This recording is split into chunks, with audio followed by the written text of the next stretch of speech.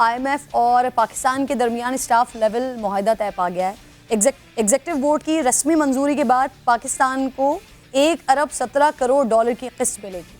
आलमी मालियाती बोर्ड के एलामिये के मुताबिक एग्जेक्टिव बोर्ड पाकिस्तान के प्रोग्राम को जून 2023 तक तोसी देने पर भी गौर करेगा और बोर्ड की मंजूरी के बाद पाकिस्तान के लिए कर्ज की मालियत 6 अरब डॉलर से बढ़कर 7 अरब डॉलर हो जाएगी। वज़ीर आज़म आज़ाद कौम से खिताब भी करेंगे और इसमें पेट्रोलियम मसनूआत की कीमतों में कमी का ऐलान करेंगे। पाकिस्तान को ये खुशखबरियाँ इतनी आसानी से मिलेंगी नहीं। कर्ज प्रोग्राम की बहाली के लिए पाकिस्तान ने IMF की कड़ी शराइत को तस्लीम किया है।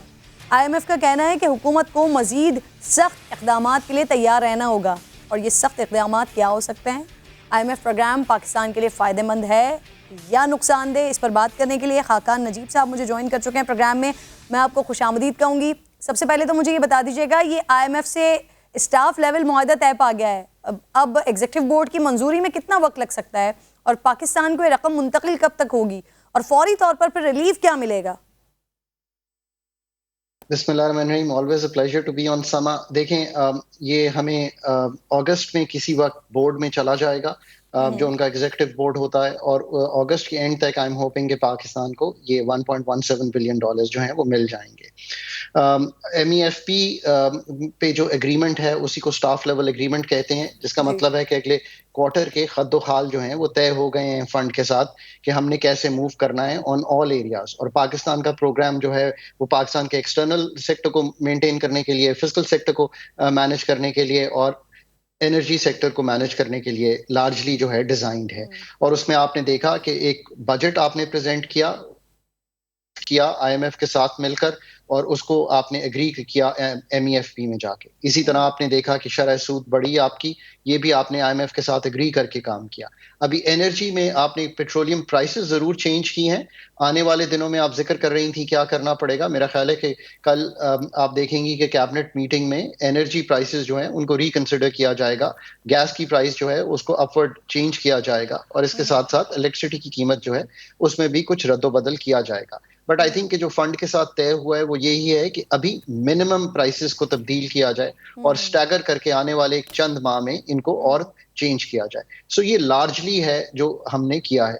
इस वक्त पाकिस्तान के पास आप यकीन रखें कोई और चारा नहीं था सवाए इसके कि हम IMF के साथ एक एग्रीमेंट करते। थोड़ा सा इसको क्लियर कर दीजिएगा, क्योंकि सुनने में ऐसा आ रहा है कि तकरीबन 8 रुपए पर यूनिट बिजली बढ़ाने की बात हो रही है। तो ये आप खुशखबरी के जुमरे में बता रहे हैं कि जो कैबिनेट में मीटिंग होगी ये बढ़ेगी मजीद या कुछ थोड़ी बहुत कमी होगी? ये जरा क्लियर कर दीजिएगा। जी, आई थिंक थोड़ी बहुत कमी होगी। आई थिंक जो अभी एग्रीमेंट होता दिखाई दिया है वो ये है कि ये 3 रुपए शायद आपको माह में, और फिर 3 रुपए अगस्त सितंबर में, और फिर 92 पैसे तकरीबन आपको अक्टूबर में। तो ये 7 रुपए 92 पैसे है।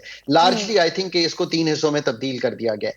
गैस प्राइस पे अभी तक क्लैरिटी नहीं आई है, डिटर्मिन की है, और ओगरा की डिटर्मिनेशन के बाद अभी उसकी कैबिनेट की अप्रूवल होनी है। ECC ने एक सिफारिश जरूर की है और उस सिफारिश में ये कोशिश की गई है कि ये जो कुछ सारिफीन हैं जिसको 43% जो हैं डोमेस्टिक कंज्यूमर्स, उनको किसी तरह शील्ड किया जाए इससे। तो लेट्स सी कि कैबिनेट कल क्या डिसाइड करती है। पर एक चीज हमें जरूर याद रखनी है कि IMF पाकिस्तान में तायुन नहीं करती प्राइसेस का तायुन जो है वो तो ऑब्वियसली हमारी रेगुलेटरी बॉडीज करती हैं, जो हमारी पाकिस्तान की जो हालात हैं उसको देख के। और ऑब्वियसली ये एक बोझ है, बट IMF के पास जाने के अलावा पाकिस्तान के पास इस पर कोई चारा नहीं था। बिल्कुल ठीक है। अच्छा, ये थोड़ी सी आपने लोगों के लिए अच्छी खबर सुना दी है। मुझे कही वज़ीर आज़म साहब आज रात कौम से खिताब भी करेंगे और इम्कान है उसमें पेट्रोलियम मसनूआत की कीमतों में कमी का ऐलान करने जा रहे हैं। क्या कहते हैं आप, कितना सस्ता हो सकता है पेट्रोल, और क्या ये जो सस्ता कर रहे हैं पेट्रोल ये आर्जी रिलीफ होगा, क्योंकि आगे हुकूमत ने 50 रुपए तक लेवी लेनी है और फिर सेल्स टैक्स इसके अलावा होगा?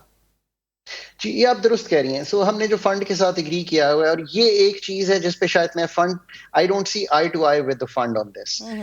ये 855 अरब रुपया जमा करना पेट्रोलियम डेवलपमेंट लेवी में एट ए टाइम जबकि इन्फ्लेशन ज्यादा हो और हुकूमत ने और पाकिस्तान ने और पाकिस्तान अथॉरिटीज ने, सब अथॉरिटीज ने मिलकर बहुत काम किया हो, तो आई थिंक इधर थोड़ी सी लीवे दे देनी चाहिए थी। अब ये लीवे जरूर देनी चाहिए कि जब तक ये कीमत इंटरनेशनल मार्केट में नीचे नहीं आती तो इस लेवी को बढ़ाया ना जाए। अब 1 अगस्त को हमने रिव्यू करना है इस लेवी को, जो इस वक्त 10 रुपए है पेट्रोल, 5 रुपए।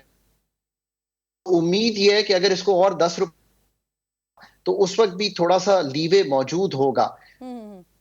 ये देखनी है कि इस वक्त गुंजाइश पैदा हुई है, चूंकि 15 जा सकती है, जिसमें लेट सी कि ओगरा किया जा रहा है कि पेट्रोल में 15 रुपए से जायद और डीजल में शायद एक बड़ा रिलीफ डीजल में अवेलेबल 25 होगा। रुपए के करीब कह रहे हैं और पेट्रोल में 10 रुपए कह रहे हैं, लेकिन आपकी बात से मैं ये समझ पाई हूँ कि गुंजाइश तकरीबन 20 रुपए की है। 10 रुपए पहले फिर 10 रुपए दोबारा, तो वो 20 रुपए तक की गुंजाइश बनती है अभी पाकिस्तान के लिए। जी, बैलेंस बन ऑफ सकती है। पेमेंट, जी, बैलेंस ऑफ पेमेंट का मसला खाकन साहब हमेशा रहता है।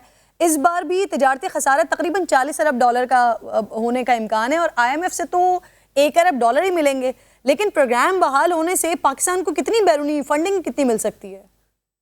तो ये आपका जो सवाल है ना, ये कलीदी सवाल है। पाकिस्तान 22 दफा फंड प्रोग्राम में गया है और हर दफा हम फंड प्रोग्राम में तभी जाते हैं जब पाकिस्तान का जो बैरूनी खसारा है, या बैलेंस ऑफ पेमेंट्स या करंट अकाउंट डेफिसिट या ट्रेड डेफिसिट, ये सारे जो बैरूनी चीजें हैं, ये प्रॉब्लम। करंट अकाउंट डेफिसिट भी 16 वापस कर जाएगा और शायद पहले 11 माह के जो ट्रेड के ने हो, जो 12 माह 48 अरब डॉलर रिकॉर्ड खसारा है। सो अब ये कुछ मेजर्स लिए गए, कुछ इंपोर्ट को कम किया गया, कुछ इंपोर्ट बैन्स लगाए गए। इसके ये की जा रही है कि जैसे पेट्रोल प्राइस डिमांड कम होगी जाएगी, कुछ एग्रीकल्चर, तो वहां पे बेहतरी 10-12 अरब डॉलर की इंपोर्ट, जी 80 अरब डॉलर हमारी इस साल। उम्मीद यह है कि अगले साल इसमें की कमी आएगी।